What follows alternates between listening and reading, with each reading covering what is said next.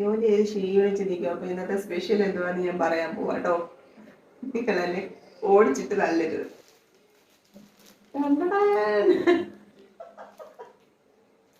ബ്രെഡും ചിക്കൻ കറി കേട്ടോ.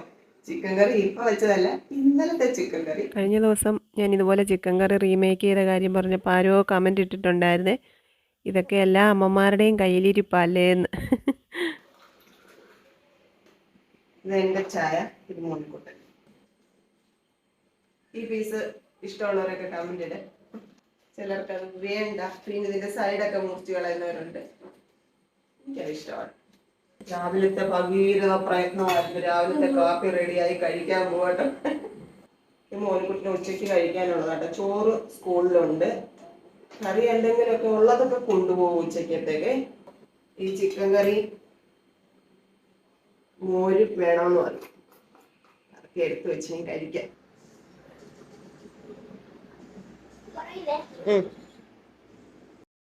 രാവിലെ എഴുന്നേറ്റ് വന്ന് ചപ്പാത്തിയും ദോശയും ഇഡലിയും കറികളും ഒക്കെ ഉണ്ടാക്കി വെക്കുന്നതേ ചില്ലറ പണിയൊന്നും അല്ല, ഇച്ചിരി മെനക്കേടാ.